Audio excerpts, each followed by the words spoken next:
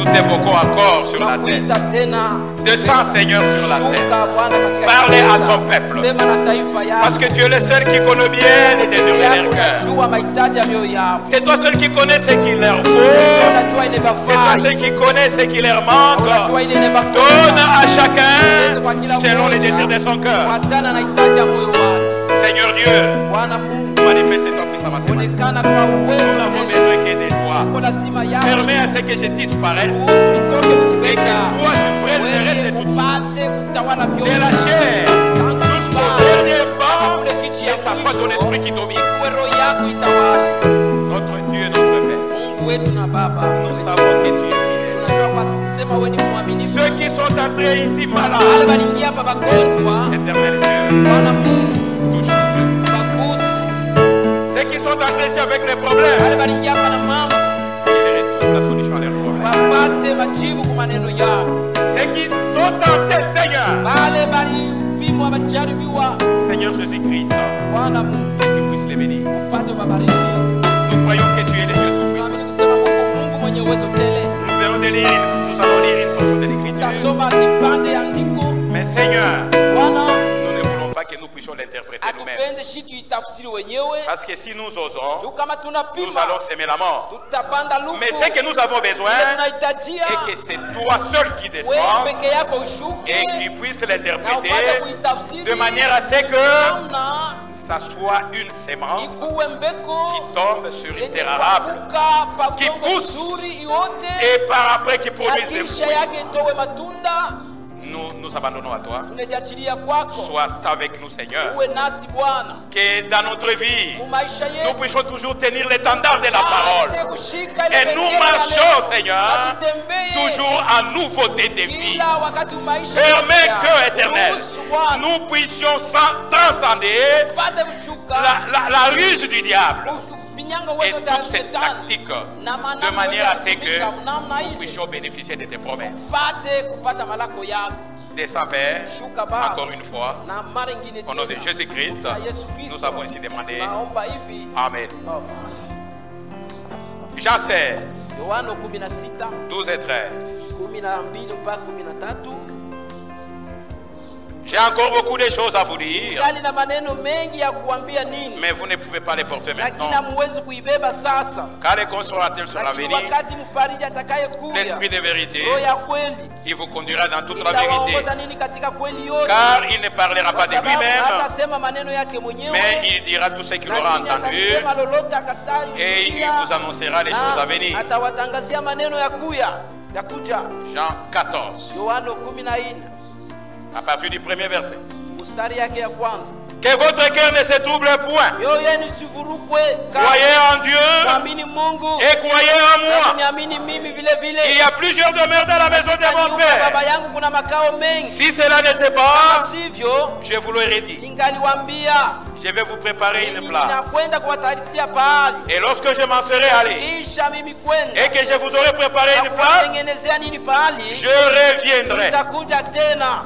Et je vous prendrai avec moi, afin que là où je suis,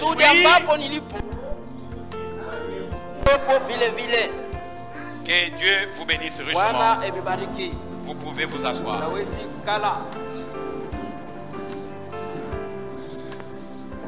Bien-aimés, aujourd'hui nous sommes plus nombreux parce que c'est le dimanche. Nous avons l'obligation de faire une petite récapitulation pour nos bien-aimés, pour des raisons valables. Ils ont été empêchés. Mais leur cœur souffrait. Ils étaient avec nous dans leur cœur. Permettez que je revienne un peu pour qu'ensemble nous puissions avoir la pensée et avancer. Que Dieu bénisse richement. Nous parlons sur le thème les choses à venir. Ou les choses qui sont à venir, ou les choses qui doivent arriver. Nous avons montré au courant de la semaine que Dieu avait voulu révéler toute sa parole au temps de la fin dans un but. Parce que Dieu est omniscient, est omnipotent. Il savait qu'au temps de la fin, le diable va multiplier ses tactiques pour séduire une multitude.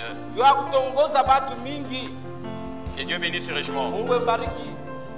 Dieu a commencé la réforme depuis longtemps. Il a commencé avec l'église d'Éphèse.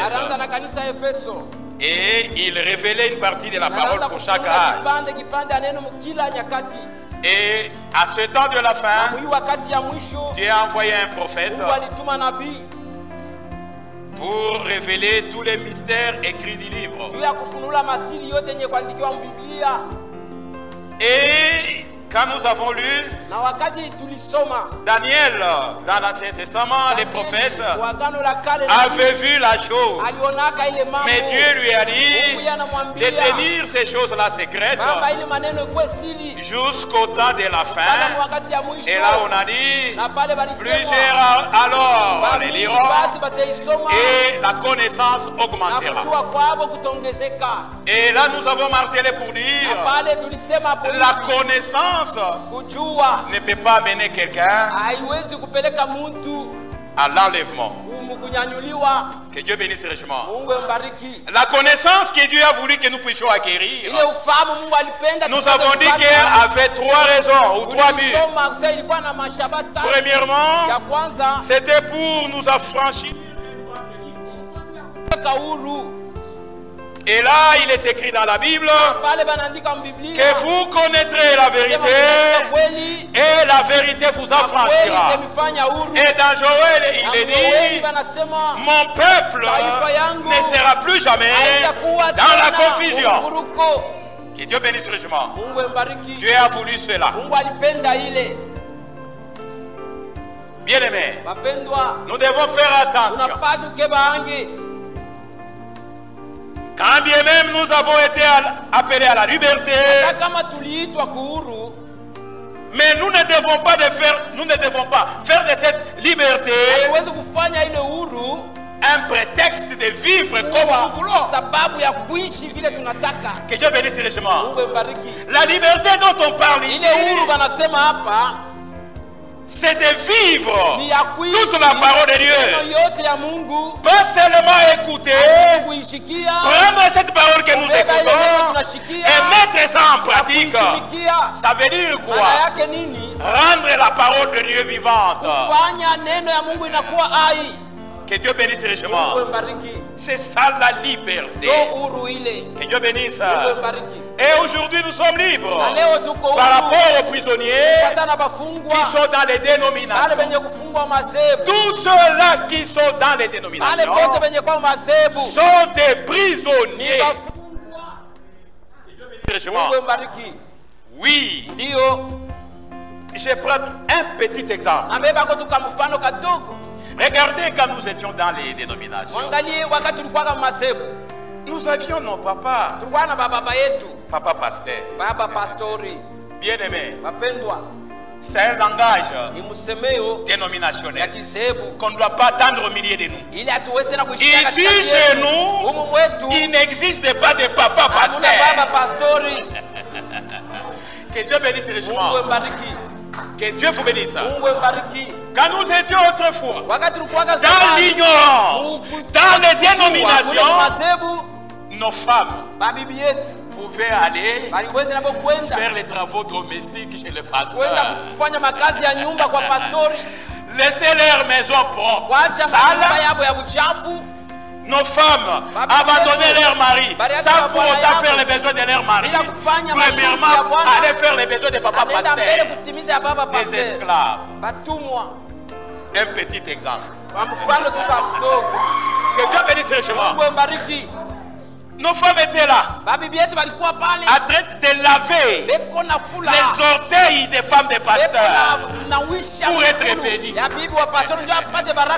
mensonge du diable. La bénédiction, nous l'avions, c'est dans l'obéissance de la parole. Que Dieu bénisse richement.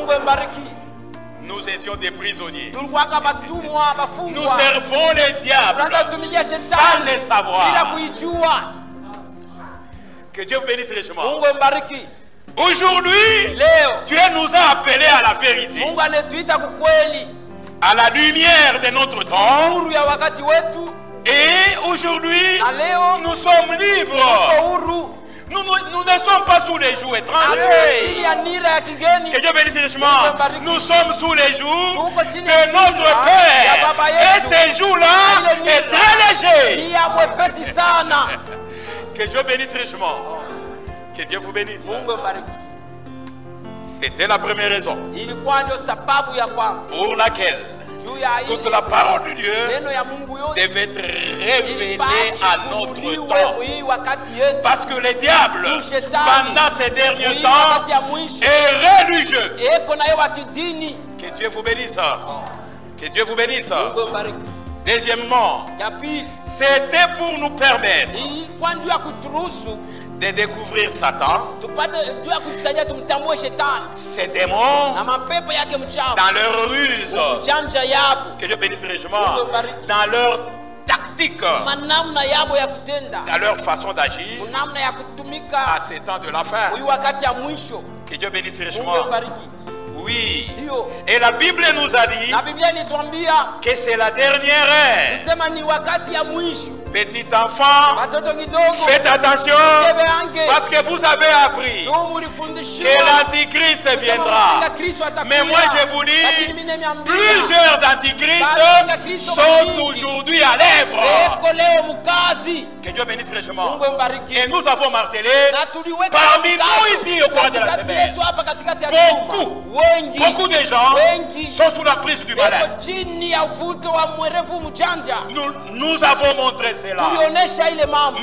En tout cas, il n'y a pas moyen qu'on revienne sur toutes les choses. Que Dieu bénisse richement. De la même manière que Jésus est révélé par la parole, c'est de cette même manière que Satan aussi est éliminé par la parole.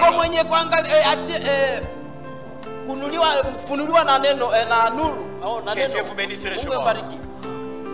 Les deux mystères vont parallèlement vers le temps de la fin.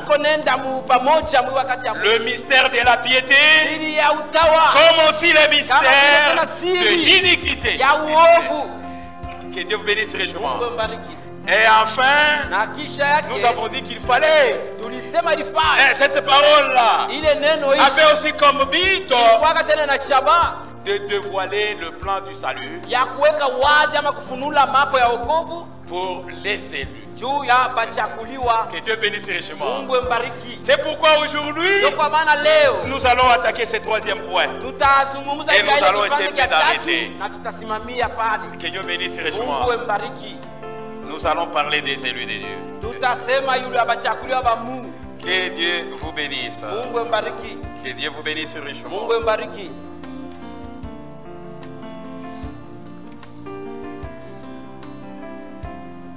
Nous venons de lire le livre de Jean 14.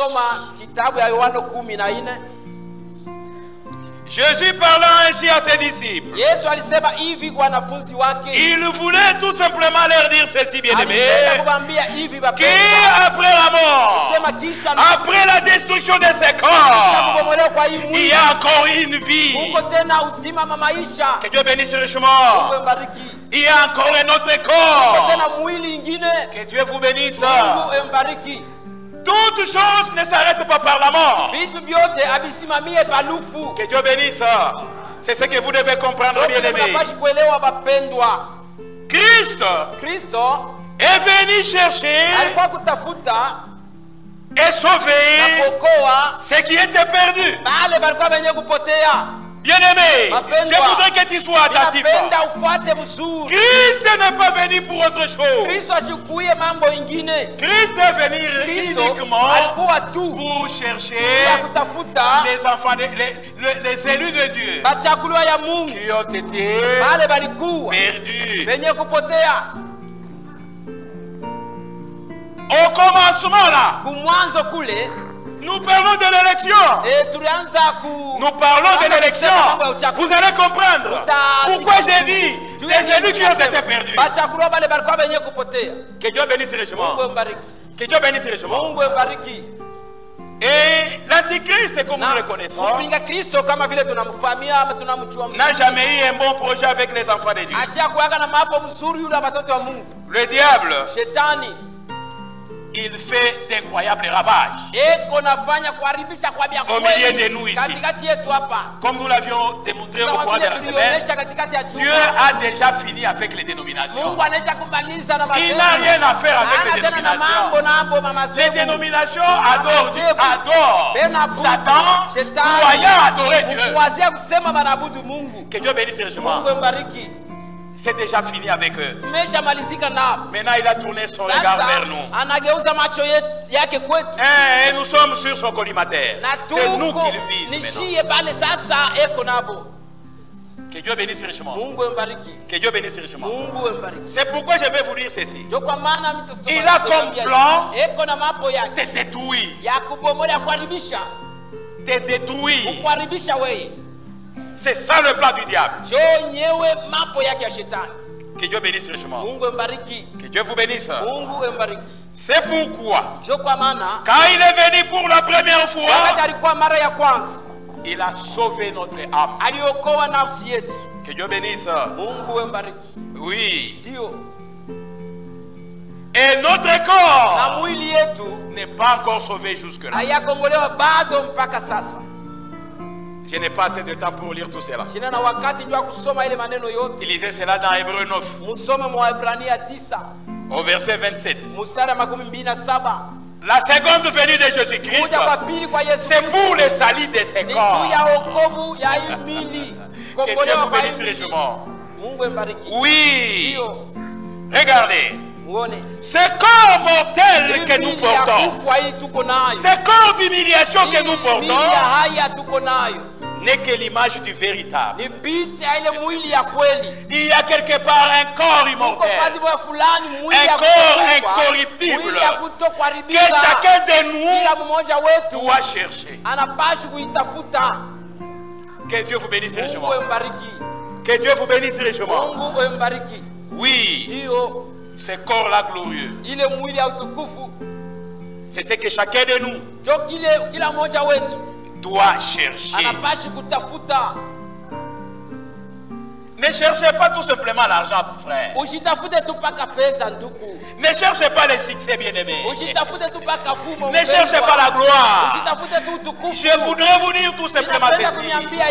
La richesse passe. Que Dieu bénisse richement.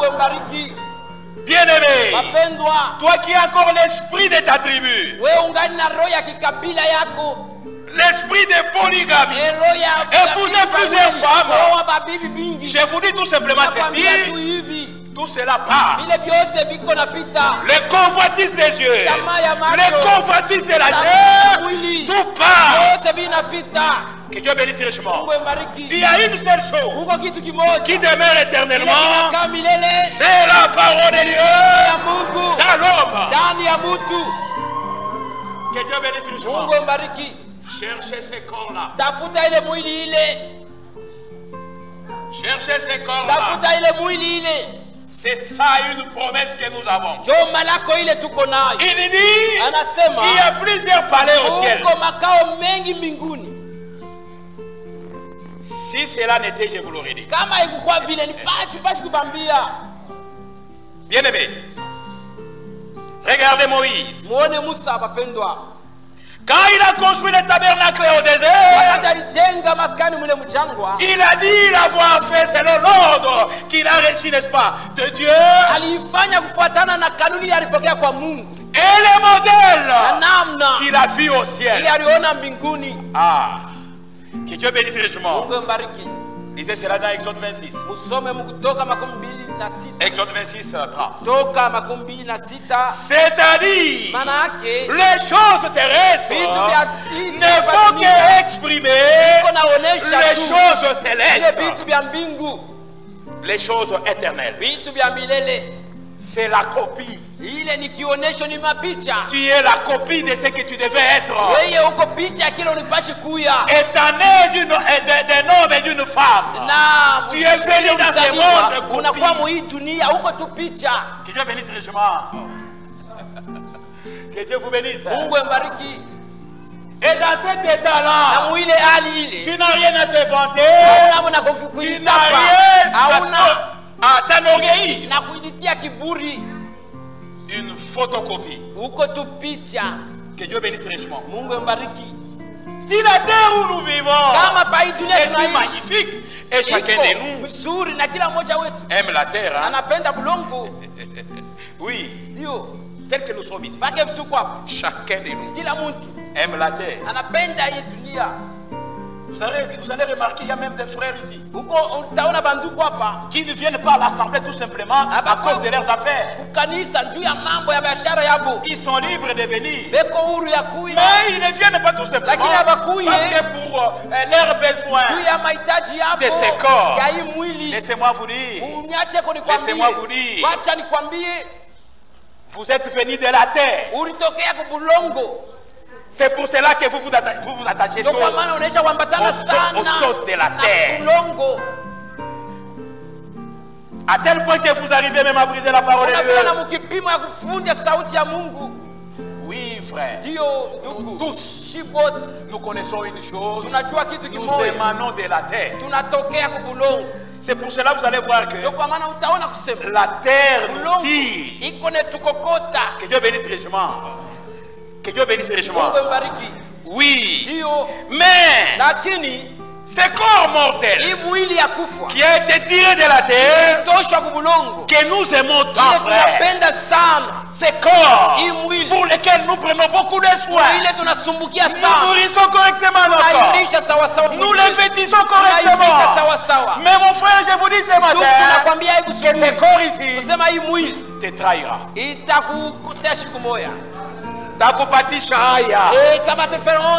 Moi qui vous parle ici, ce corps m'a déjà trahi.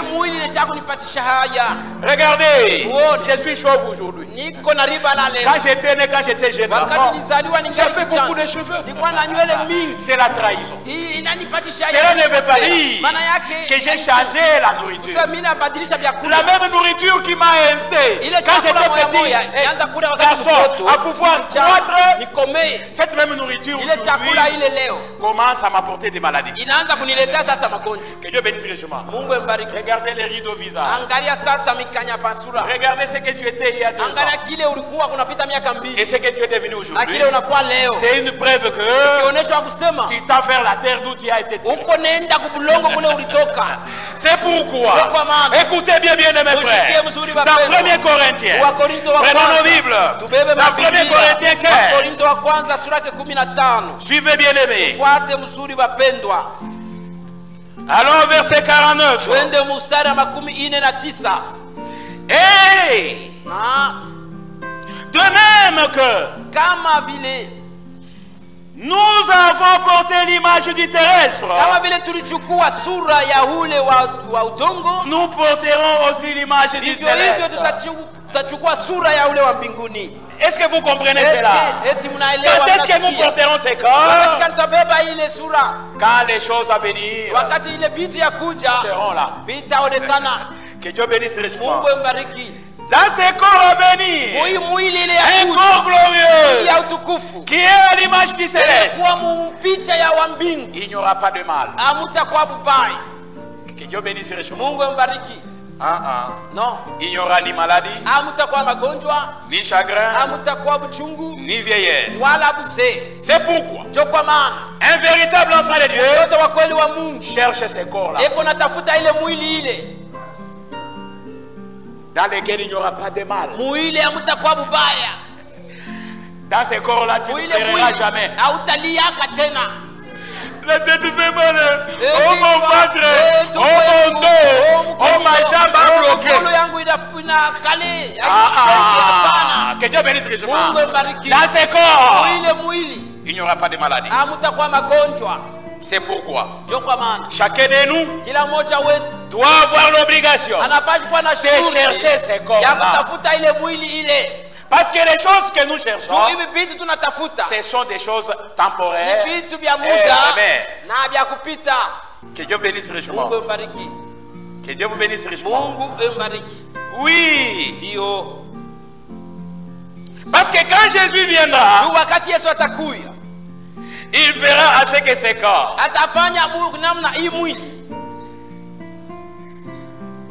soient incorruptibles. Que Dieu bénisse richement.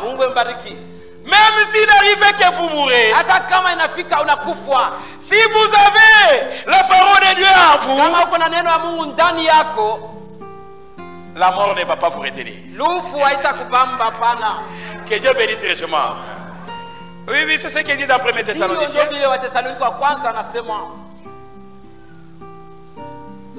Que Dieu bénisse richement. Que Dieu bénisse richement. Et quand nous partirons de l'autre côté, comme Jésus nous a dit, il viendra nous prendre pour que nous soyons avec lui là. Bien-aimés, nous y serons pas éternellement, mais pour un temps seulement. Et enfin, nous descendrons sur cette terre et nous régnerons avec lui. Que Dieu bénisse richement. Oui, ne pense pas que mon frère, tu seras seulement là au ciel. En train de jouer à la harpe, chanter Hosanna, Hosanna, Hosanna. Alléluia, Alléluia, Alléluia. Nous descendrons sur la terre.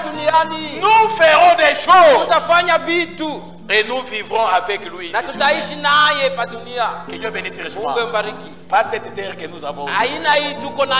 Cette terre maudite. Non, non, non, non, non. Non, non, non, non, non. Nous le disons pourquoi? Parce que Dieu nous a dit qu'il a déjà créé des nouveaux cieux et une nouvelle terre. Frère, dans cette terre-là, nous ne nous rappellerons pas des mots. Que Dieu bénisse richement. Nous serons à sa présence. Et lui-même régnera avec nous. Parce que cette terre que nous habitons, c'est une terre qui est démolie. Et cette terre ici est réservée et préparée pour le feu. C'est ce que nous disent les Écritures. Deuxième Pierre. Deuxième Pierre.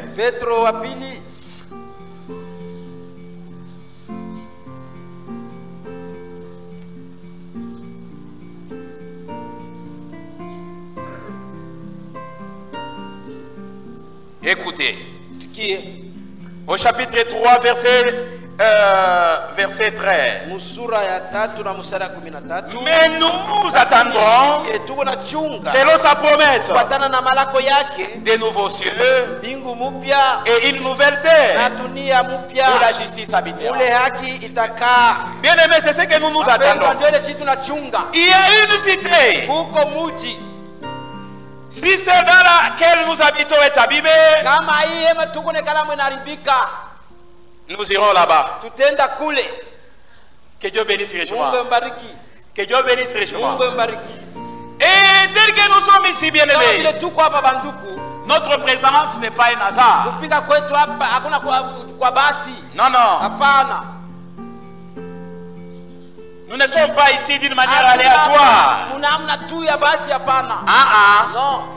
Nous sommes ici parce que Dieu a une mission avec nous. Dieu a une mission avec nous. Votre naissance sur la terre, bien-aimée, n'est pas une aventure. Tout a été préordonné avant la fondation du monde. Croyez cela, bien-aimé. C'est ce que j'ai dit au courant de la semaine. Nous avons tous entendu cette parole. Mais nous avions accepté son venir à ces lieux. Mais il y a aussi ceux-là qui ont entendu comme nous. Mais ils sont restés dans le camp du diable. C'est-à-dire notre présence ici. Je voudrais te dire ce matin, ce n'est pas un hasard. 2 Timothée chapitre 2. 2 Timothée chapitre 2.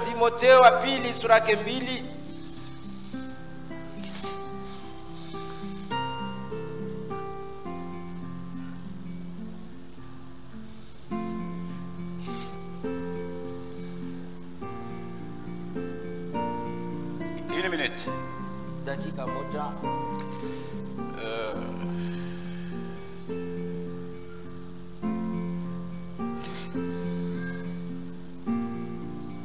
Deuxième Timothée chapitre 2. Timothée wa pili sura yake 2.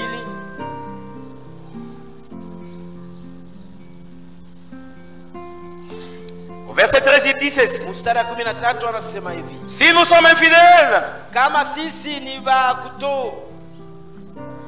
bazalimu, il demeure fidèle. Yeye anabakia mwaminifu, car il ne peut pas renier lui-même. Kwa sababu hawezi kujikatala mwenyewe. Et bien aimé, nous devons toujours nous rendre compte ceci, que c'est par la grâce de Dieu que nous sommes ici, et que c'est le Seigneur Jésus-Christ qui nous a choisis dès le commencement du monde pour le salut. Que Dieu bénisse richement. Ça veut dire quoi? Ça veut dire tout simplement ceci. Les jeunes de votre vie spirituelle étaient en Dieu avant même que vous n'existiez. Suivez-moi attentivement. Vous n'êtes rien d'autre que la manifestation de cette jeune de vie-là qui était en Dieu. Que Dieu bénisse richement. Je voudrais que vous suiviez attentivement. Alors, vous vous êtes manifesté quand vous avez entendu la parole, que vous entendiez là, dans l'éternité. Que Dieu bénisse richement. Et quand la parole est venue à toi, tu as accepté et tu es venu ici et tu es devenu un appelé de Dieu. Que Dieu bénisse richement. C'est pourquoi tel que nous sommes tous ici, nous sommes les appelés de Dieu. Vous devez connaître cela. Vous allez vous comporter conséquemment. Si vous ne connaissez pas cela, vous allez vous comporter comme les communs des mortels. Vous appellerez ces lieux Missa, comme les autres appellent Missa. Nous sommes allés à la messe. Ce n'est pas la messe ici. Ici, quand nous venons à une rencontre. Une rencontre. Pas avec les prédicateurs, pas avec les pasteurs. Une rencontre avec Dieu. Que Dieu bénisse richement. Parce que c'est lui qui nous a appelés. Malheur à toi si tu as été appelé par un homme. Si tu es venu ici pour garder ton mariage, pour plaire à ton mari, malheur à toi. Que Dieu vous bénisse richement. Mon frère, si tu as cru pour avoir une femme ici, parce que nous avons beaucoup de risées ici parmi nos sœurs. Parmi nos sœurs, il y a des risées. Ils nous amènent des païens ici comme mari. Nous avons des lois. Nous sommes des Naziréens.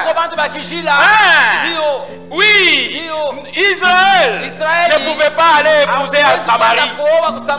C'était la loi de Dieu. Que Dieu bénisse richement.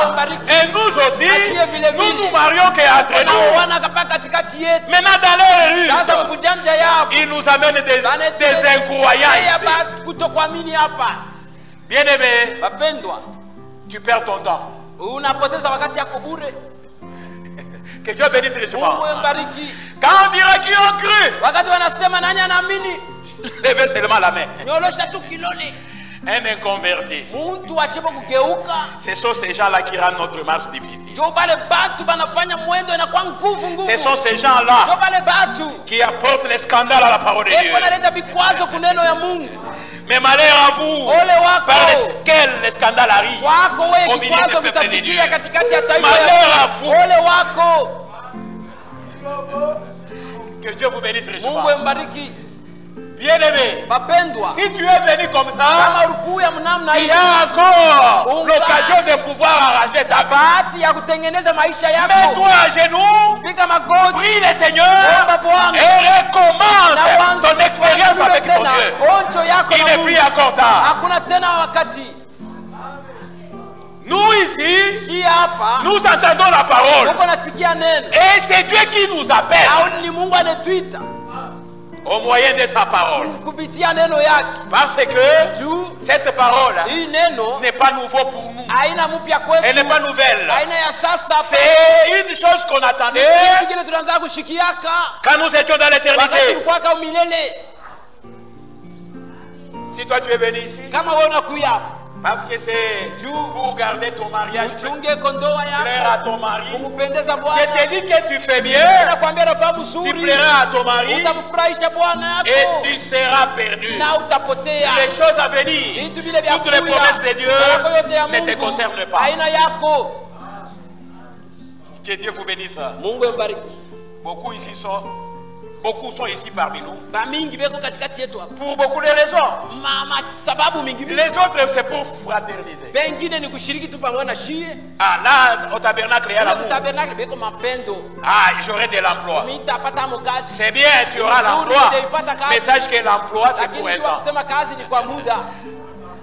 Même quand on t'engage, on dit que c'est un contrat à durée indéterminée. Mais ce n'est pas éternel. Un autre jour, on te dira que c'est fini, tu es pensionné. Que Dieu bénisse richement. Ça passe. Que Dieu bénisse richement. Bien-aimé, nous avons été programmés de bout à bout, depuis l'éternité, depuis des générations.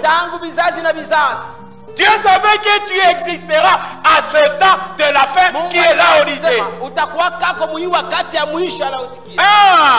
Dieu connaissait ta taille. Que Dieu vous bénisse richement. Dieu connaissait ton teint. Que Dieu vous bénisse richement. Dieu connaissait combien de fois que tu clignoterais tes yeux. Dieu connaissait le nombre même de ses cheveux. Que Dieu bénisse richement. Donc il n'y a rien qui soit nouveau. Tu as été programmé. Oui, même le nombre de ses cheveux. Dieu connaît. C'est pourquoi, si tu ajoutes les cheveux, tu as des problèmes avec Dieu. Que Dieu vous bénisse richement. Que Dieu vous bénisse richement. Bien-aimés, mes soeurs, si tu ajoutes à ce nombre que Dieu t'a donné, tu as des problèmes. Ça s'est coupé. Dieu connaît même les cellules. Les cellules de tes cheveux, Dieu. C'est ce que nous lisons dans Matthieu 10:30. Nous n'inventons pas des choses ici, bien aimés. Que Dieu bénisse richement. Mungu ambariki. Dieu connaissait. Mungu alijua. Aujourd'hui, nous pouvons dire quoi? Leo tutaweza kusema nini? Quand tu as été dans les seins de ton père, dans l'âge de ton père, mukifua ya baba yako, ton père ne te connaissait pas. Baba yako ashukujuake. Et toi aussi tu ne connaissais pas non plus. Na wewe ukujuake. C'est l'exemple naturel. Ni mfano tu ya asili. Nous avons des jeunes frères ici qui ne sont pas encore mariés, mais dans leur âge, ils ont leurs enfants. Ils ne connaissent pas leurs enfants. Leurs enfants non plus ne le connaissent. C'est la même chose avec nous et Dieu. Que Dieu bénisse richement. Que Dieu bénisse richement. Maintenant regardez. Quand votre père a mis dans le terrain fertile le gène, ta sémence, les seins de ta mère, alors vous êtes devenu une personne matérialisée. Et ton père t'a donné le nom. Tu es Pierre. Et toi quand tu le regardes, tu dis ah, c'est celui-ci mon père. Mais quand tu étais dans... Ah, tu ne savais pas. Que Dieu bénisse richement. Et maintenant, il y a une communication entre vous et votre père. Et c'est cette communication qui existe aujourd'hui entre nous et Dieu.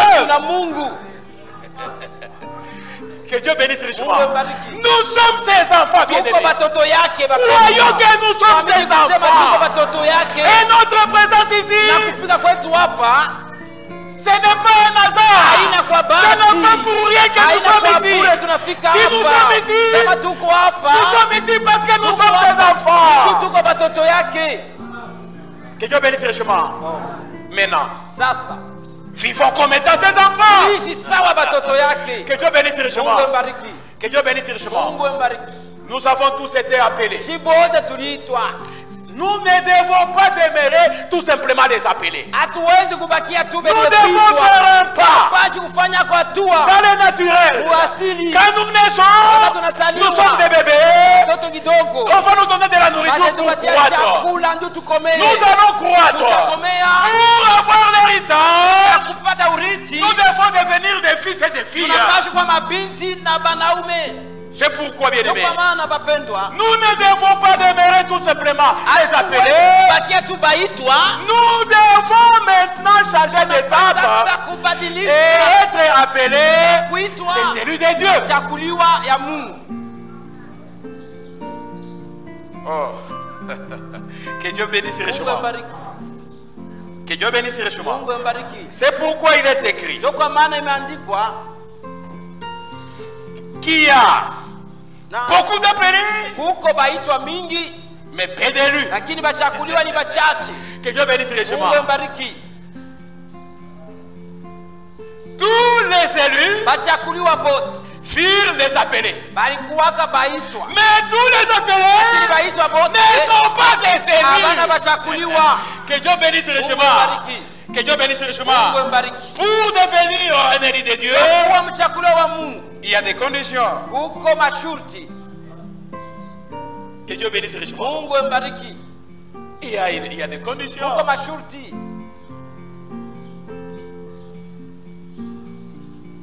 Dieu veut que nous puissions croître. Nous ne devons pas rester tout simplement des bébés, des enfants.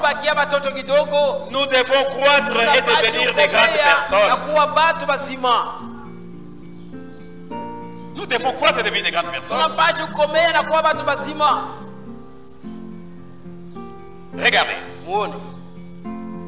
La Bible nous dit qu'Abraham avait payé la dîme à Melchisedec en revenant, n'est-ce pas, de défaite du roi. Il est dit aussi que Lévi était dans le règne d'Abraham. Lévi était dans le règne d'Abraham. Quand ce dernier a rencontré Melchisedec et il a payé la dîme de tout. Et aujourd'hui, Lévi n'a pas le droit de payer la dîme. C'est ce qu'on a dit, les Lévi n'avaient pas le droit autrefois de payer la dîme. Pourquoi? Parce que leur père Abraham avait payé la dîme à Dieu. Que Dieu bénisse richement. Que Dieu bénisse richement. Oui. Nous aussi, en acceptant la parole de Dieu, nous avons été manifestés. Que Dieu bénisse richement. Manifestés comme les enfants de Dieu. Et quand est-ce que nous devenons des élus? Nous devenons des élus quand nous recevons une puissance. Et cette puissance n'est autre chose que le Saint-Esprit. Le Saint-Esprit, c'est quoi? Le Saint-Esprit, c'est une onction. Le Saint-Esprit, c'est un agrément, un sceau. Quand quelqu'un est baptisé du Saint-Esprit, cette personne-là est devenue à ce moment-là un élu de Dieu. Aussi longtemps que tu n'as pas le Saint-Esprit, il n'est pas un élu de Dieu. Il est tout simplement un appelé. Et un appelé ne participera pas à l'effort. Que Dieu bénisse richement. C'est pourquoi chacun de nous doit chercher le Saint-Esprit. Le Saint-Esprit dans un homme permettra à ces derniers d'avoir le corps qui est incorruptible à l'avènement de notre Seigneur Jésus-Christ. Que Dieu bénisse richement. Que Dieu bénisse richement. Oui. Oui. Si vous n'avez pas le Saint-Esprit, vous ne l'appartenez plus. Romains 8, verset 9. Frère, vous devez savoir la chose et être sérieux dans votre vie. Vous devez être sérieux dans votre vie. Écoutez.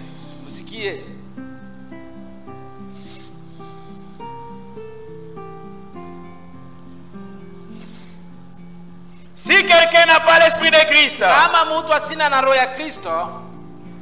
celui-là n'est pas de lui.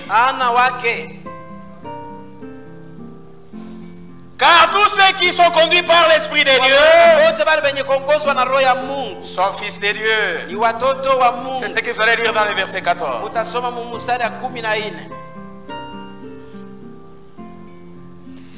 Bien aimé, vous comprenez bien là-bas. C'est que vous devenez enfants de Dieu. Vous devenez des fils de Dieu. Si seulement vous recevez l'esprit de Dieu. Si vous n'avez pas encore reçu l'esprit de Dieu, vous ne lui appartenez pas. C'est pourquoi, bien aimé, au regard de la première résurrection ou de la transmutation de nos corps, la puissance du Saint-Esprit est nécessaire. Sans elle, il n'y aura pas de la transmutation. Il n'y aura pas non plus la résurrection de premier-né. Que Dieu bénisse richement. Quand Jésus-Christ viendra, les premiers-nés seront ressuscités. Ce n'est pas tout le monde qui ressuscitera. Que Dieu bénisse richement.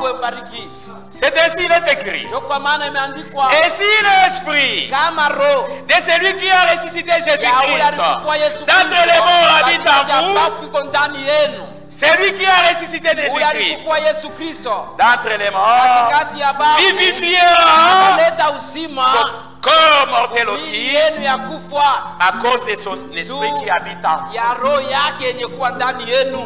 Que Dieu bénisse richement. Dans les cas contraires, vous n'allez pas bénéficier de la première résurrection. C'est pourquoi la priorité pour les enfants de Dieu qui veulent devenir, n'est-ce pas, des élus, des fils, c'est d'avoir le Saint-Esprit. Alors, à ce moment-là, l'Écriture de Jean 14, les promesses qui nous ont été léguées là, nous allons les bénéficier. Dans les cas contraires, nous nous trompons nous-mêmes. Que Dieu bénisse richement. C'est pourquoi aucun plaisir, bien-aimé, dans ce monde est comparable à cette gloire qui est à venir. Oui, c'est ce qui est écrit dans Romains 8. Nous ne pouvons pas comparer les plaisirs de ce monde avec cette gloire-là.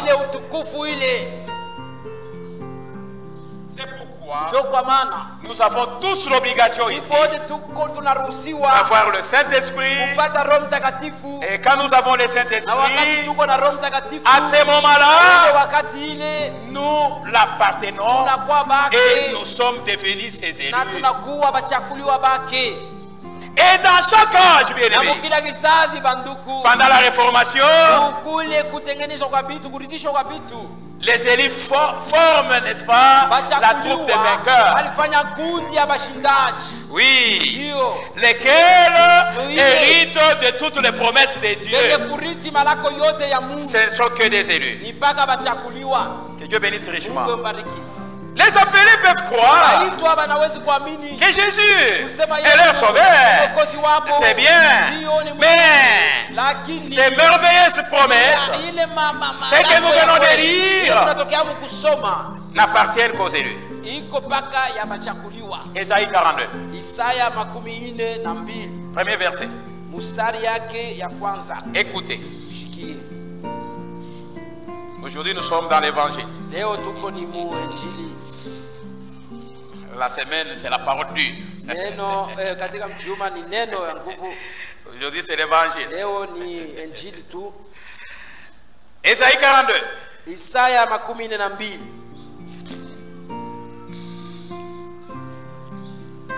Voici mon serviteur que je soutiendrai. Mon élu à qui mon âme prend plaisir. J'ai mis mon esprit sur lui. Il annoncera la justice aux nations. Bien-aimé, bien-aimé, le bon plaisir de Dieu vient premièrement sur les élus, pas sur les appelés. Que Dieu bénisse richement. Et la Bible nous dit, comme nous avons le remarqué dans les âges, Dieu l'a fait aussi.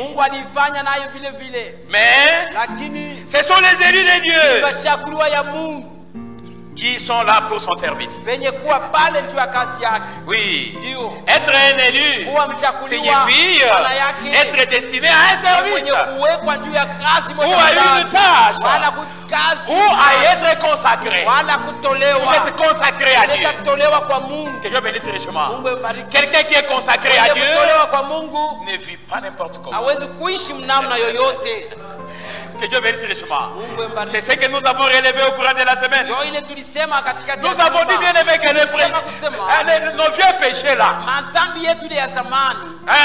l'adultère, l'ivrognerie, l'escroquerie et les autres là, beaucoup de gens ne seront pas condamnés à cause de ça. Au milieu de nous, j'ai dit au milieu de nous. Que Dieu bénisse richement. Beaucoup de gens seront condamnés pour des péchés élémentaires, des péchés qui paraissent exploits, que nous négligeons, lesquels feront à ce que nous puissions rater la mémoire. Là, je m'adresse aux élus.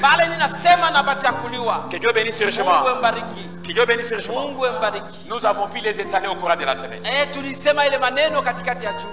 Et vous devez savoir tout simplement ceci,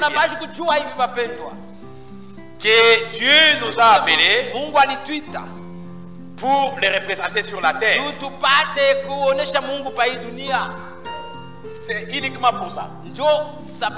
Mais aussi longtemps que nous sommes encore dans ce corps, il nous arrive des fois de broncher.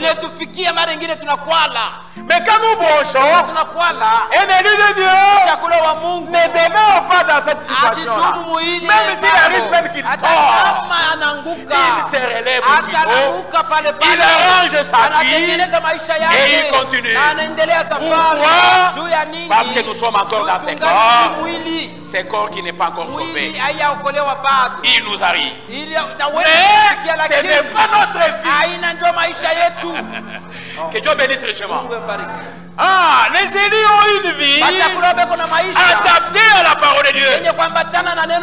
Quand il commet une erreur, comme il a le temps de combattre son cœur, il arrange vite la chose parce qu'il ne sera jamais en paix. Que Dieu bénisse richement.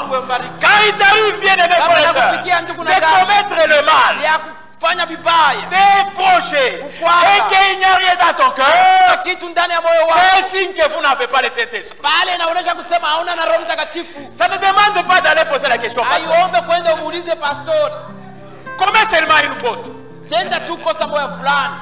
Monter seulement dans un taxi-bis, ton bénéfice que les convoyeurs, il a oublié, tu n'as pas payé. Et que tu descends, tu pars.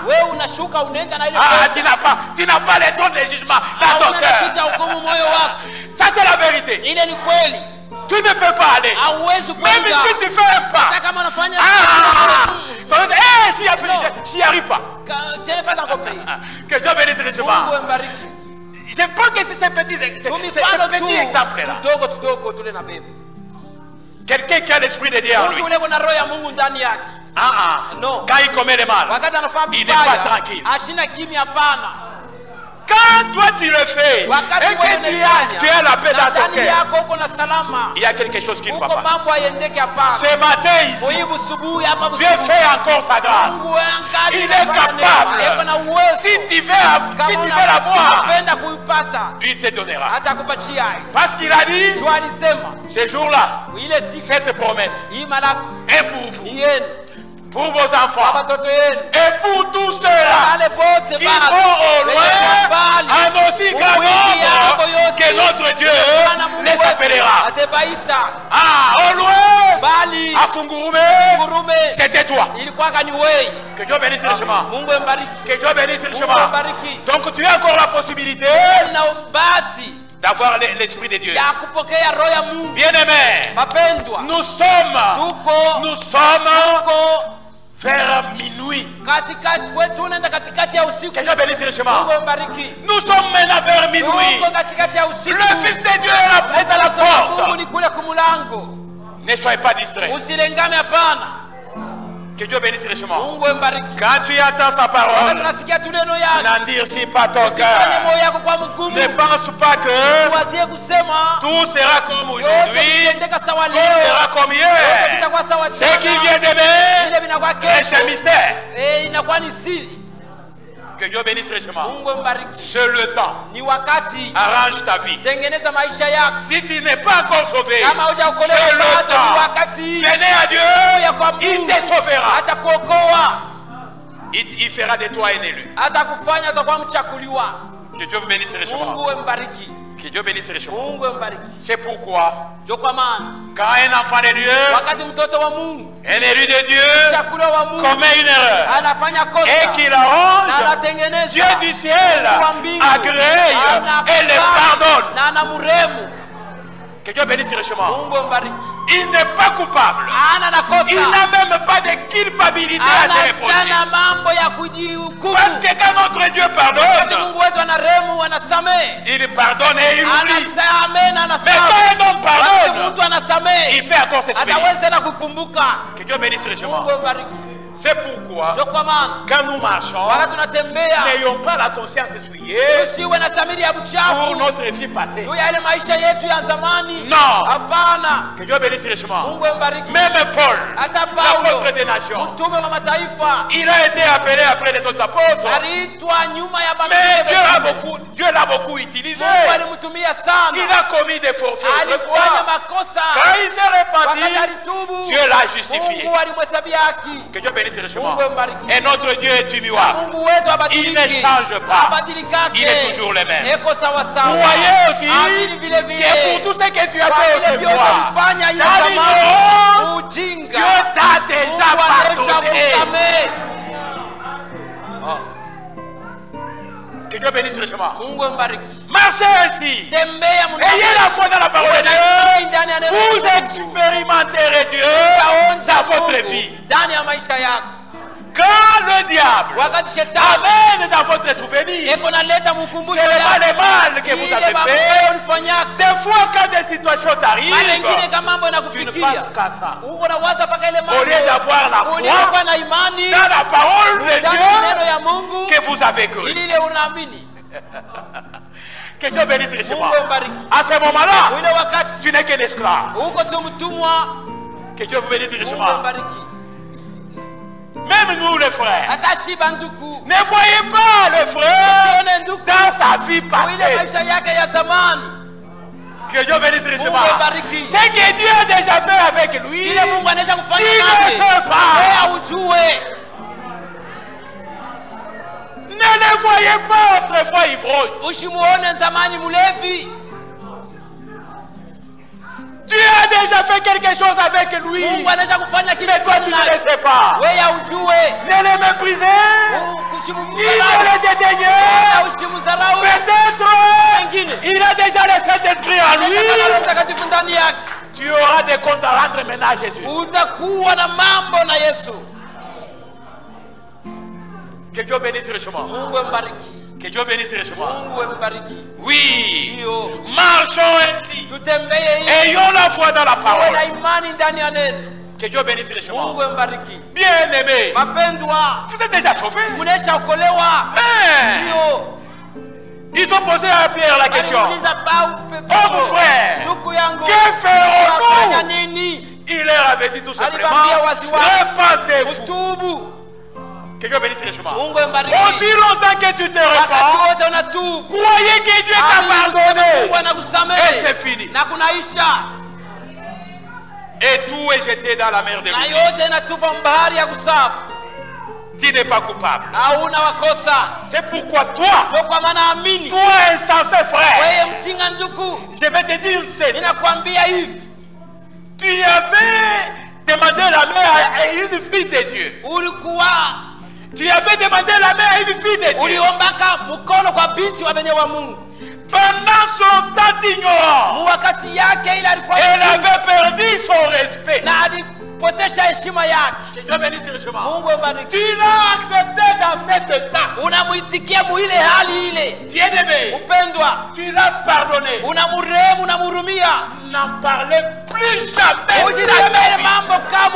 Aussi longtemps que tu le fais, tu es insensé. Tu es méchant. Que Dieu bénisse richement.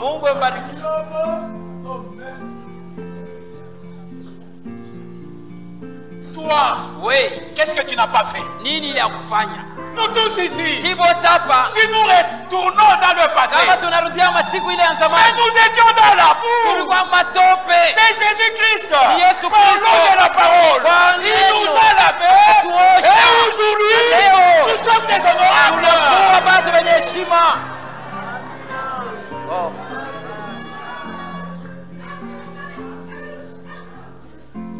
Pourquoi? Si tu le fais bien aimé, tu es un insensé. En toi, il n'y a pas de ton Dieu. Il y a quelqu'un d'autre qui te domine. Ne le faites plus jamais bien aimé. Tu blesses ta femme. Uko na mumiza bibi yako. Qui aussi regrette de cet état-là. Na yeye kuna usunika juu ya ile hali ile. Il a fait dans l'ignorance. Alifanya chukujuu wake. C'est une meilleure femme que tu as eue. Ni mwanamke mzuri sana ule ulipata. Transformée par la parole de Dieu. Mwenye kugeuzwa na neno ya Mungu. Justifié par Dieu lui-même. Mwenye kuhesabia haki na Mungu mwenyewe. Toi tu es qui? Wewe nani wewe? Pour mettre en cause ce que Dieu a justifié. Kosa kile Mungu anaisha kuhesabia haki.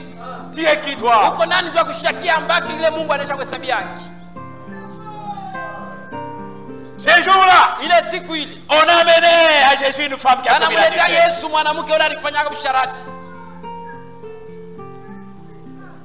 Ils ont voulu tenter Jésus. Jésus a dit ça va. Il s'est mis tout simplement à griffonner. Quand chacun regardait, il voyait ses fautes. Et il partait.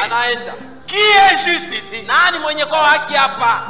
Qui fut juste autrefois? C'est la parole de Dieu aujourd'hui qui nous justifie.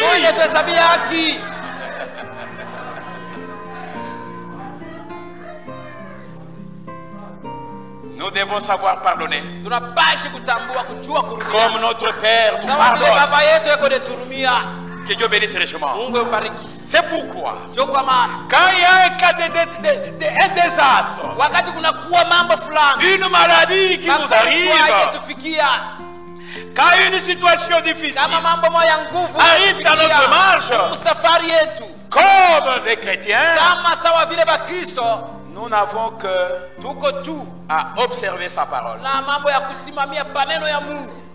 Vous devez savoir, bien aimés frères et sœurs, que quand Dieu nous abandonne, quand nous abandonnons la parole, quand nous brisons une seule parole, Dieu nous abandonne, le diable le sait. C'est pourquoi, comme nous avons dit la semaine, le fait seulement de me dire Dieu t'abandonne. Oui, c'est la parole. Nous avons lu, il est écrit de ne pas me dire.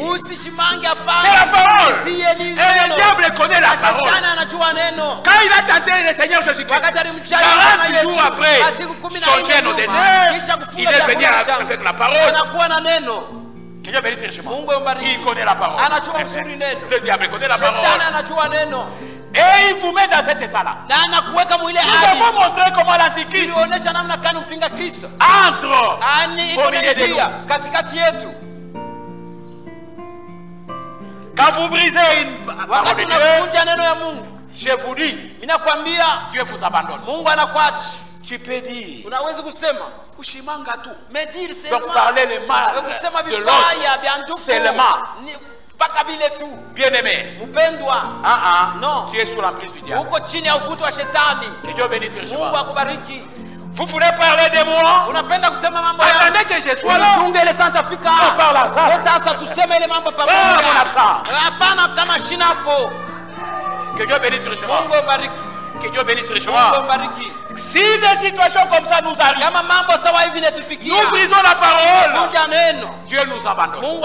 Et quand Dieu nous abandonne, nous avons un autre occupant. Vous les connaissez. C'est pourquoi, quand un enfant de Dieu véritable brise la parole de Dieu, les démons entrent. Vous allez voir, il devient indomptable comme Ismaël. Il devient comme Ismaël. Mais il était ici. On l'appelait bon frère. Mais quand il brise la parole, et que le diable l'occupe, il devient, elle devient indoptable. Tu ne peux pas réaliser que c'est celui-ci le frère David. Le frère David que tu as connu là.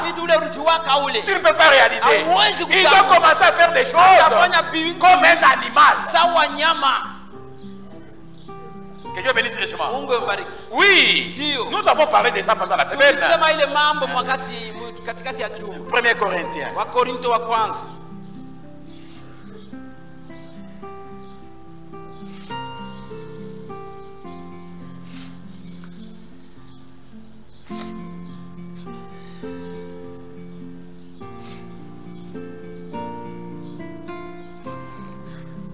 14.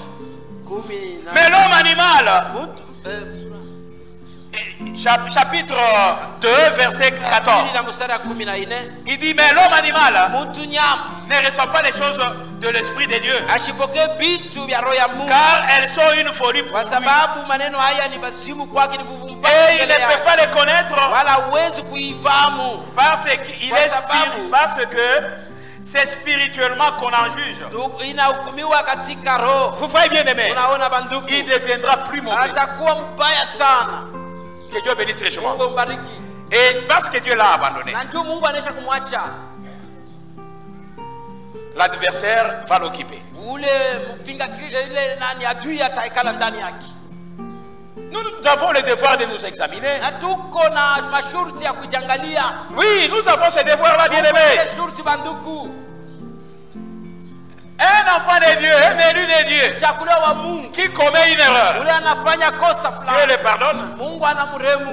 Mais Dieu ne l'exempte pas des châtiments. Que Dieu bénisse richement. Et c'est ça même les signes qui prouvent que tu l'appartiens. Frère, toi tu commets l'adultère, marié, tu ne te répands pas à ta femme. Et en toi, il n'y a pas de jugement, il n'y a pas de regret. Tu marches toujours dans la joie et tu continues à le faire. Ça prouve que tu n'es qu'un animal. Que Dieu bénisse richement. En toi, il n'y a pas de trône. Dieu ne te connaît pas. Oui, c'est la vérité. Tu brises la parole. Tu brises la parole. Tu prospères. Tu avances. Faites attention. C'est un mauvais signe. C'est un mauvais signe. Un enfant de Dieu, quand il commet une erreur, il se repent. Dieu le châtie. C'est ce que Dieu a fait avec tout le monde. Tous les saints d'autrefois qui nous ont précédés dans la foi. Même aujourd'hui, c'est ce que Dieu fait de ce. Que Dieu bénisse richement. Oui. Il y a des situations qui peuvent vous arriver, des désastres. On peut s'examiner. On est en ordre avec Dieu. Mais Dieu permet que ta foi soit éprouvée. Que Dieu bénisse richement. C'est ce que Dieu fait avec ses élus. Dieu fait que ses élus supportent le temps difficile. Parce qu'ils seront couronnés pour ça. Que Dieu bénisse richement. Oui. La Bible nous dit, heureux l'homme que Dieu châtie. Vous ne devez pas mépriser la correction du Tout-Puissant. Ne le méprisez pas. Acceptez ça avec joie. C'est la façon de Dieu d'agir. Dieu est immuable. Il n'a jamais changé sa façon d'agir. Jusque ce matin. Que Dieu bénisse richement. C'est Dieu qui permet à ce que nous soyons tentés. C'est Dieu qui le permet. Quand les épreuves arrivent dans notre vie, nous ne devons pas murmurer. Quand nous nous examinons et que nous sommes en ordre avec Dieu, étant ses élus, nous les supportons patiemment. Et lui-même dit, il n'y a eu aucune preuve qui ne soit humaine. Que Dieu bénisse richement. Dieu ne peut pas permettre que vous soyez tentés au-delà de votre foi. Que Dieu bénisse. Regardez. Job a eu des problèmes. Parce que c'est Dieu qui a fait provoquer Satan. Que Dieu bénisse richement. Satan n'a pas commencé les affaires de Job là. C'est Dieu lui-même qui a commencé. C'est lui qui a permis. Satan participe à des réunions de Dieu. Tel que nous sommes ici, il est là. Quelqu'un bénisse richement. Oui. Il est dans les cœurs. Que Dieu vous bénisse. Satan ce jour-là participe à une réunion. Dieu le voyant, il lui pose la question. As-tu vu mon fils Job? Vous voyez? C'est Dieu qui permet ce que nous soyons. Des fois éprouvé. Quand les tentations arrivent dans notre vie, acceptons cela avec joie. Et l'homme qui supporte patiemment les tentations. Et après avoir été éprouvé, il recevra la couronne de vie. Acceptons, bien-aimés. Nous ne devons pas nous plaindre.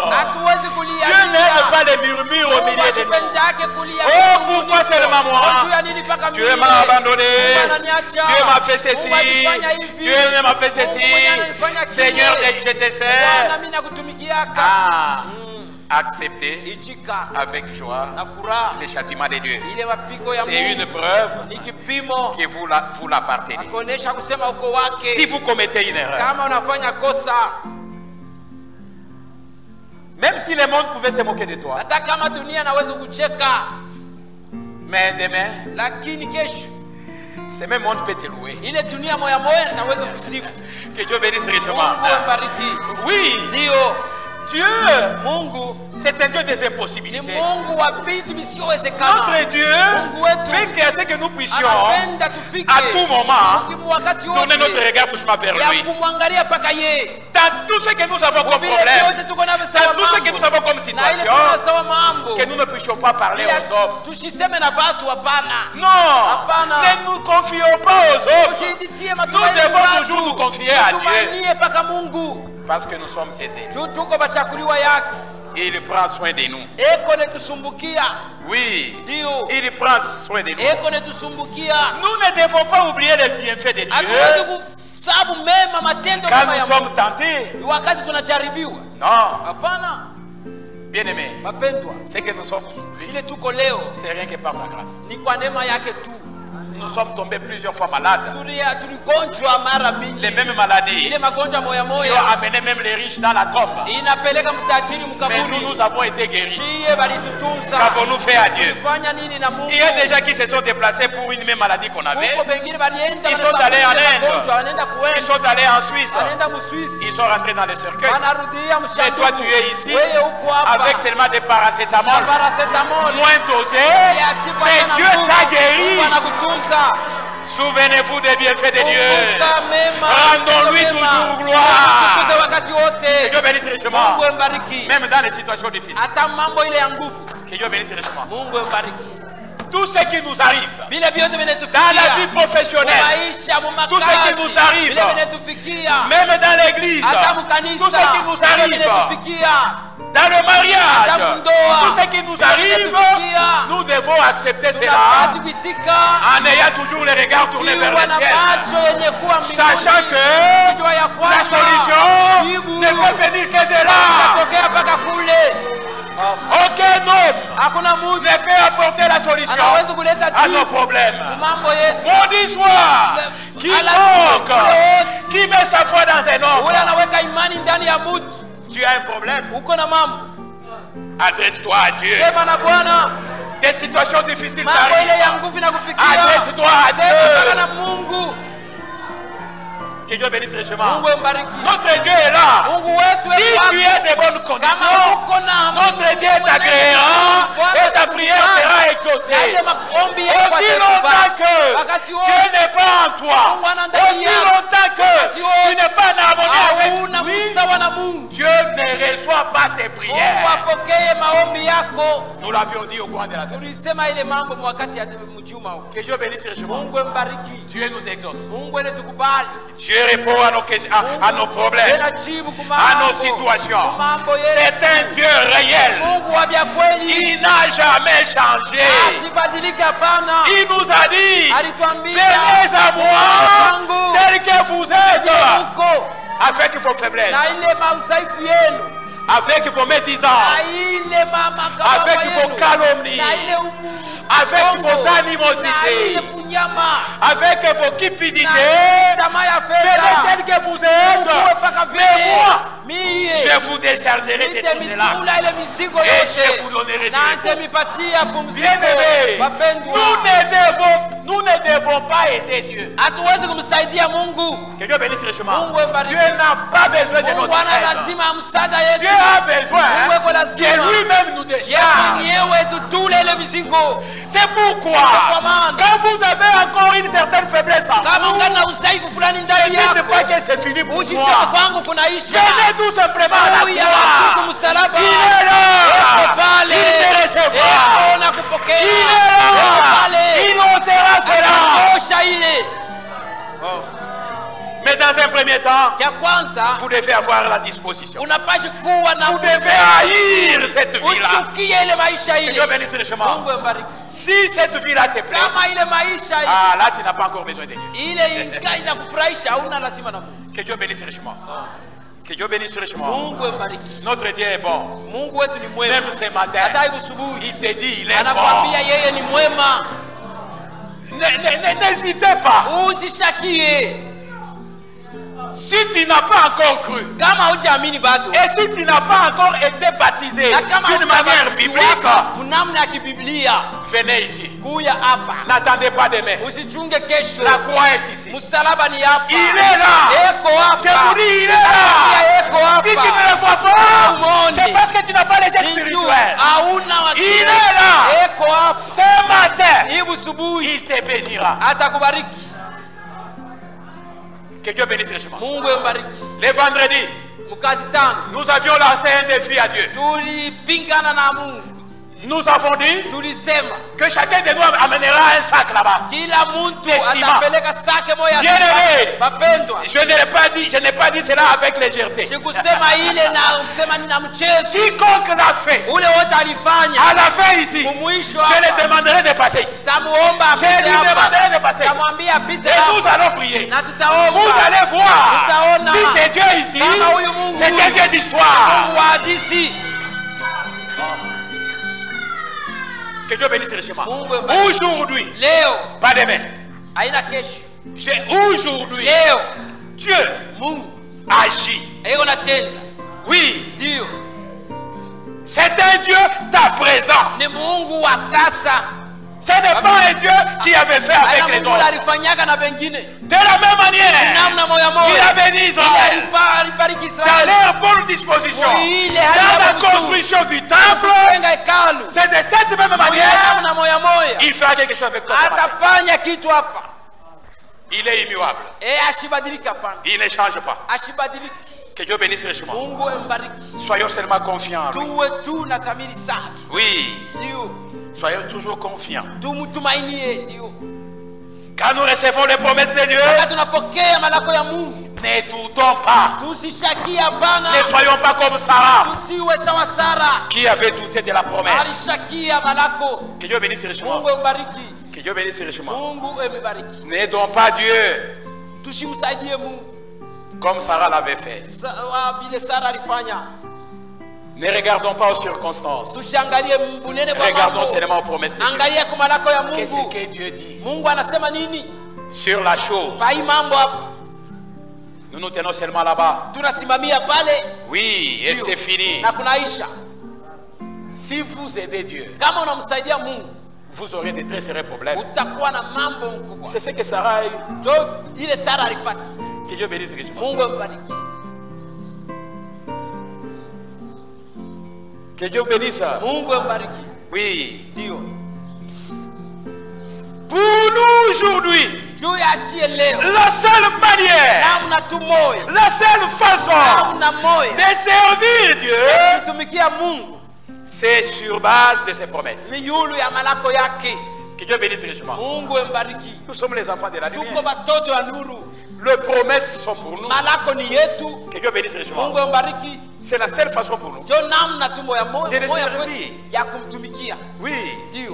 Nous ne devons pas tout simplement parler des promesses. Hatuwezi tu kusema yule wa malako. Dieu a dit. Mungu alisema. Dieu a dit. Mungu alisema. Dieu a dit. Mungu alisema. Dieu a dit. Mungu alisema.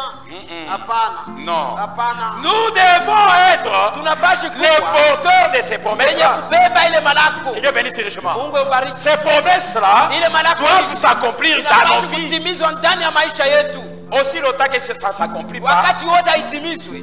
ça est mauvais signe. Hii ni alama mubaya.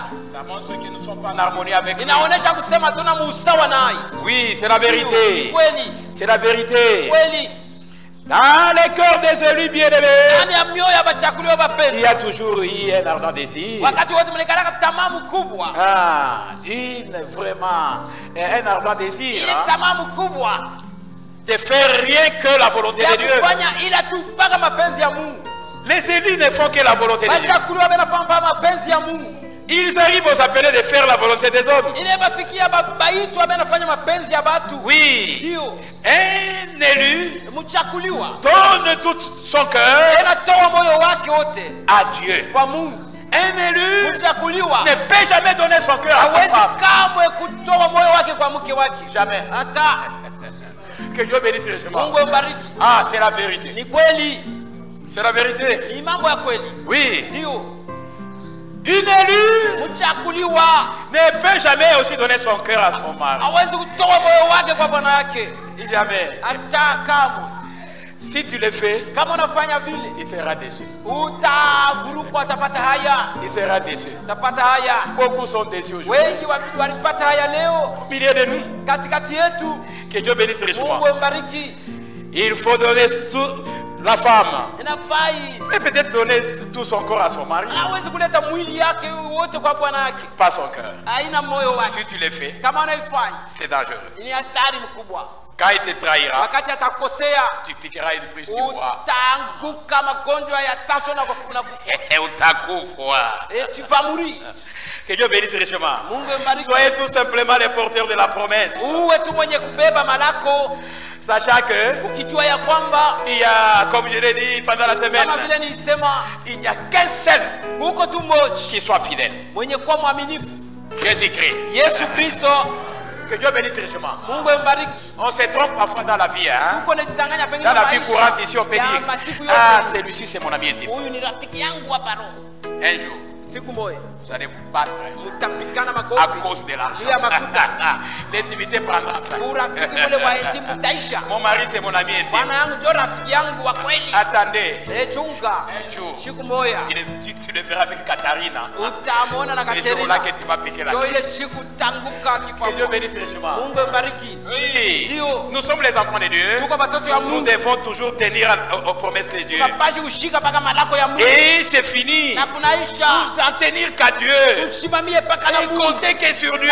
Sababu yote Dans mpaka toutes yake. les situations, Mambo yote. dans toutes les circonstances. Maneno yote. Oui, Ndio. Dieu achève son œuvre Mungu aujourd'hui. anatimiza kazi yake leo Qu'avec les élus. mpaka na bachakuliwa. Oui, Ndio. Dieu aujourd'hui, Mungu leo il achève son œuvre. eko natimiza kazi yake Qu'avec les élus. mpaka na bachakuliwa. Il n'est pas comme un homme quand il promet. Ana sawa mtu wakati analaka. Oui, il n'est pas comme un homme. Ana sawa mtu. Un homme peut te promettre Mtu anawezi aujourd'hui. kukulaka leo. Il dit venez demain. Anakuambia kuya kesho. Mais vous en partant demain, Wewe mkwenda huko kesho.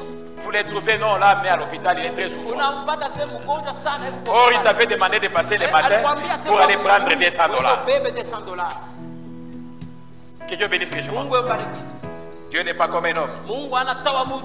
Un homme peut te promettre, peut Mungu anaweza s'excuser. kukulaka na analomba tena buluma. Ce n'est pas le cas avec notre Haina Dieu. vile na Mungu wetu. Quand notre Dieu promet, Mungu wetu analaka. il réalise la chose. Anatimiza ile Comme maneno. il a dit, Sawa vile alisema. que je m'en vais vous préparer une place.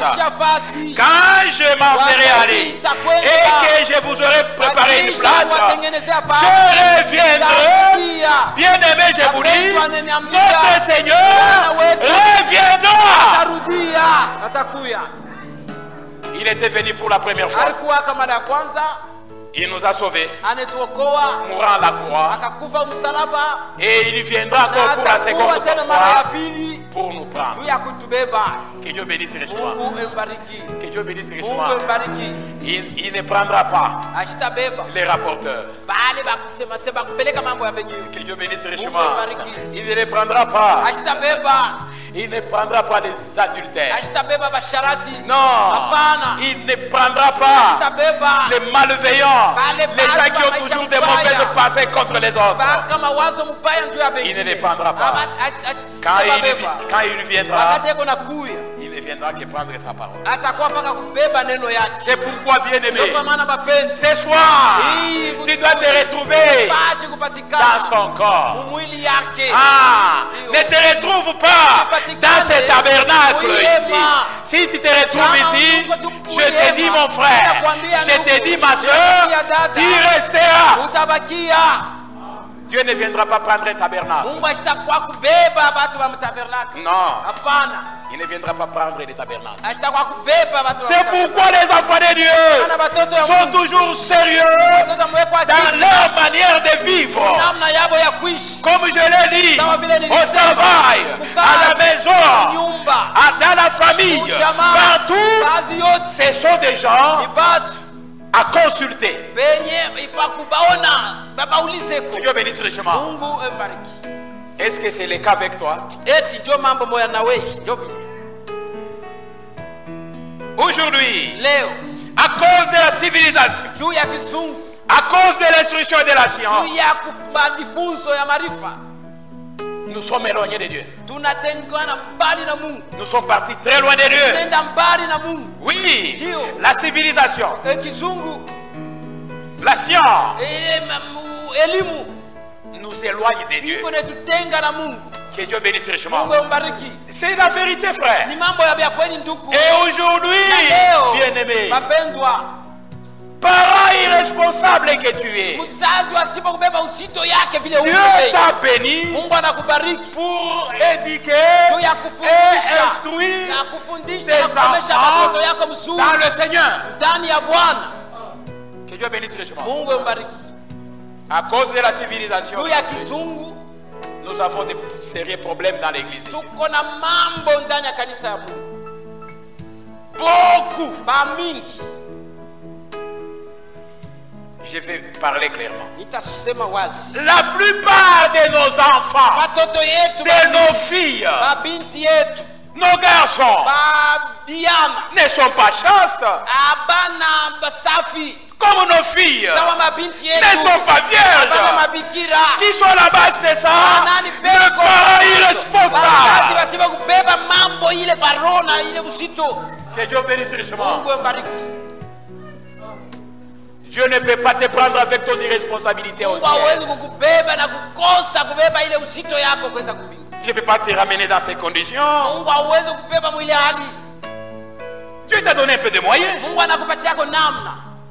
Les moyens là que Dieu t'a donné, c'est pour qu'avec cela, tu amènes tes enfants à Christ. Pas les égarer.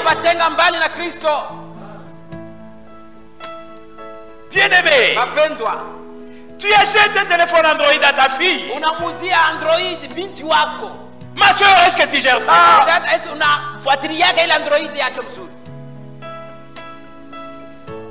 Nos enfants aujourd'hui sont souillés.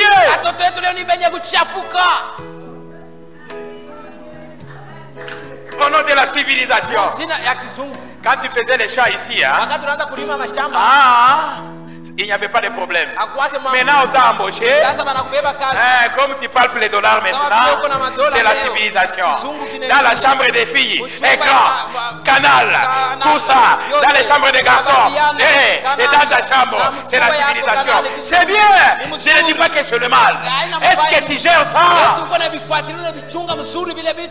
Qu'est-ce que tes enfants suivent? Il répondra pour cela. Que Dieu bénisse richement. Tu répondras. Je vous avais dit que je parlerai des choses élémentaires que nous négligeons, qui feront à ce que nous puissions rater les enfants. Oui, c'est la vérité, frère. Nous risquons de rater l'enlèvement à cause de ça. L'irresponsabilité. Dieu nous a donné les enfants. Les enfants ne viennent pas de nous. C'est Dieu qui nous donne. La façon Dieu est en train de les tisser dans les yeux de leur mère. Nous ne savons pas. C'est Dieu qui nous donne ces enfants-là. C'est un don de Dieu. Nous devons bien les gérer. Nous devons les gérer et faire tout notre mieux pour les amener à Christ. Mais quand ils arriveront à l'âge mature, ils ont la décision. Notre Dieu, c'est un démocrate. Mais aussi longtemps qu'ils sont encore sous tes responsabilités, il répondra. Oui, c'est la vérité. Oui, c'est la vérité, frère. Que vous le vouliez ou pas. C'est ça la vérité. Nos filles ne dorment pas la nuit dans leur chambre. Elles ont des téléphones sans sonnerie. Que Dieu bénisse richement. Entrez dans leur répertoire. Vous allez voir des choses. C'est grave. Exercer nos responsabilités sur nos enfants. Je ne dis pas que donner les téléphones aux enfants c'est le mal. Ne me comprenez pas très mal. Mais donner les téléphones à ta fille, à ton garçon, tu vois qu'il a déjà cru et il a une bonne position dans la parole. Parce qu'il va gérer ça pour la gloire de Dieu. Que Dieu bénisse richement. Fille de 2 ans, 3 ans, 4 ans, 56 ans. Android. Tu ne te connais pas. Que Dieu bénisse richement. La promesse de Dieu est pour nous les élus un héritage. Et notre héritage que nous devons garder jalousement. Que Dieu bénisse richement. C'est la parole que Dieu nous a donnée. C'est ça notre héritage. Nous devons gérer ça jalousement. Oui. L'héritage a une très grande importance même pour Israël dans sa marche. En Israël, un héritage ne pouvait pas être aliéné.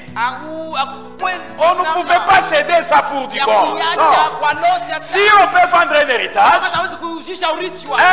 au temps des jubilés, la chose devait encore te revenir. C'était quelque chose d'important. Que Dieu bénisse richement. Et c'est ce qui avait causé même la mort de Naboth avec le roi Akab. Vous connaissez cette histoire-là? C'est quelque chose qu'on gardait. L'héritage, on garde ça.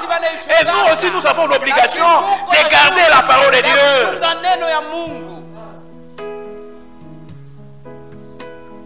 C'est la vérité, bien-aimée. Prenons les livres de Josué. Prenons les livres de Josué, bien-aimé. Josué 21.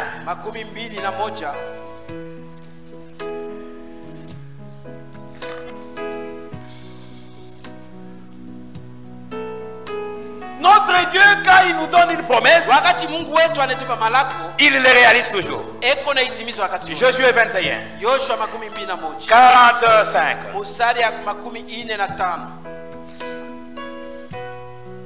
Écoutez, de toutes les bonnes paroles que l'Éternel avait dites à la maison d'Israël, aucune ne resta sans effet. Toutes s'accomplirent. Bien-aimés, même la promesse de l'enlèvement doit s'accomplir. Parce que notre Dieu l'a dit. Et la parole de Dieu, quand elle sort de sa bouche, elle ne retourne pas à lui sans effet. Cette parole de Dieu ne retourne pas à Dieu sans pour autant exécuter sa volonté, sans avoir accomplir, n'est-ce pas, ses desseins. Oui, nous n'avons pas le droit de vendre la parole de Dieu pour toute autre chose. Même pour le travail. Nous ne pouvons pas vendre la parole de Dieu.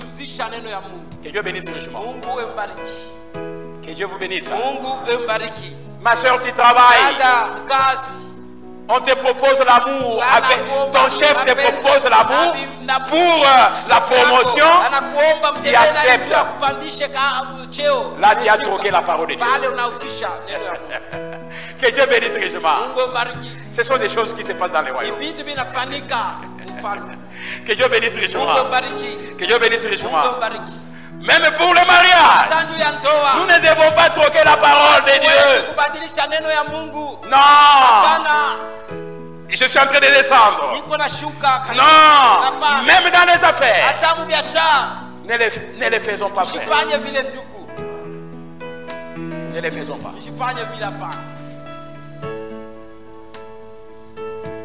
Pour le mariage, n'allez pas prendre un païen. Ne nous amenez pas un païen. Toi aussi ne nous amène pas une païenne. Que Dieu bénisse richement.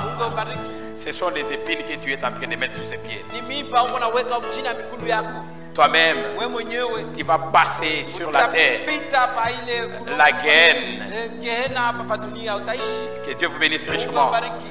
Nous ne devons pas troquer la parole de Dieu pour les affaires. Nous allons en Zambie, nous allons acheter les histoires. Nous volons, nous passons aussi par des voies détournées, par la fraude. Dieu n'est pas là. Que Dieu bénisse richement. Que Dieu nous bénisse richement. C'est la vérité. Oui, nous devons être la lumière du monde. Nous devons avoir les bénéfices, même si c'est peu, mais selon la volonté de Dieu et selon la parole de Dieu, comme nous l'avions dit, comme nous l'avions montré. Que Dieu bénisse richement. Aussi bien dans les études. Nous ne devons pas troquer la parole. Oui. Nous ne devons pas troquer la parole de Dieu. Nous devons avoir des bouches fermées pour parler des autres. Oui. Nous devons avoir les oreilles fermées pour écouter les choses des autres. Nous devons être réservés. Que Dieu bénisse richement. C'est pourquoi nous ne devons pas avoir une langue vraiment exercée pour les mauvaises choses, comme cela est écrit dans Romains chapitre 1er. Écoutez. Écoutez, bien-aimés. Romains chapitre 1er. Allons au verset 30. Commençons au verset 29.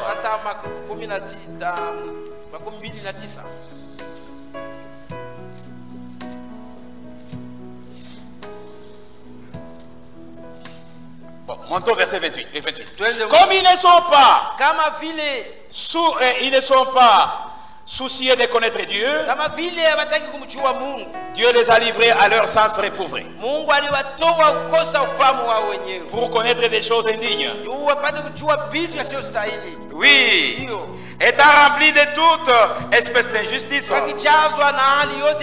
méchanceté, de cupidité, de malice, plein d'envie, de meurtre, de querelles, de ruses, de malignité.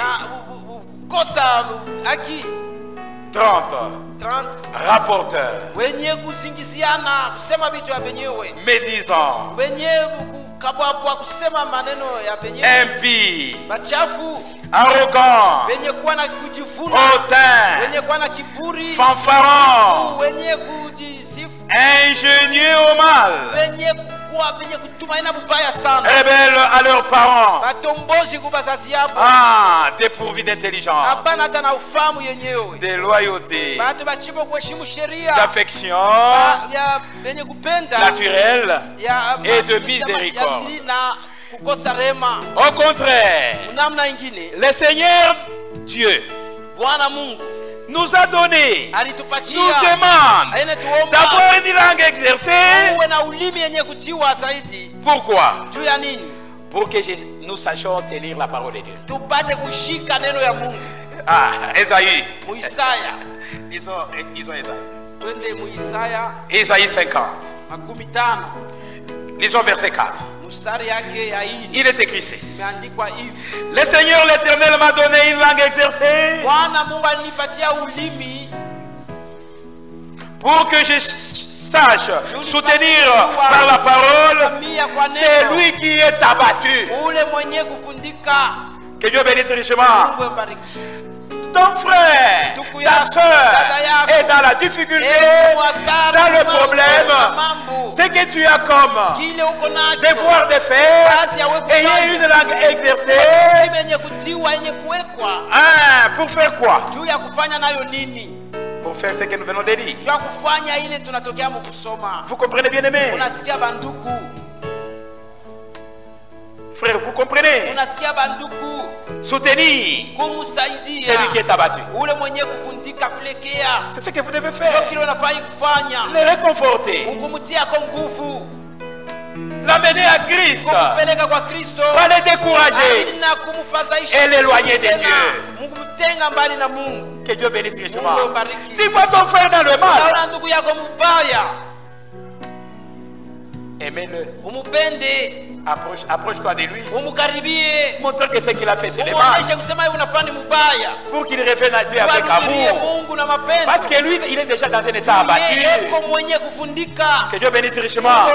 Et quand tu le fais, tu l'amènes à Christ. Et cette affaire-là est traitée entre vous deux. Et cette affaire-là est close. Ne soyez pas un rapporteur. Pasteur, écoutez, je l'ai vu en train de prendre la bière. Je suis entré dans le bar. J'ai parlé avec lui. Il m'a demandé pardon. Mais tu l'avais déjà gagné. Pourquoi encore dire ça au pasteur? Que Dieu bénisse richement. Ah, c'est la réalité. C'est lui qui est abattu. Oui, il éveille chaque matin. Il éveille mon oreille pour que j'écoute comme écoutent les disciples. Que Dieu bénisse richement. Nous devons écouter comme écoutent les disciples. Si quelqu'un croit adorer Dieu sans tenir sa langue en bride, mais en trompant son cœur, son adoration est vaine. Et les vrais disciples ne résistent pas à la parole de Dieu. Quand ils attendent la parole de Dieu, ils se soumettent. C'est ça les disciples. Ils se soumettent. Ils ne résistent pas à la parole de Dieu. Un élu écoute. Quand il écoute, même si la parole est dure, même si la parole le concerne, il ne minimise pas la parole de Dieu, mais au contraire, son cœur est brisé. Quand son cœur est brisé, il regrette la chose. Et il vient à la croix pour arranger sa vie.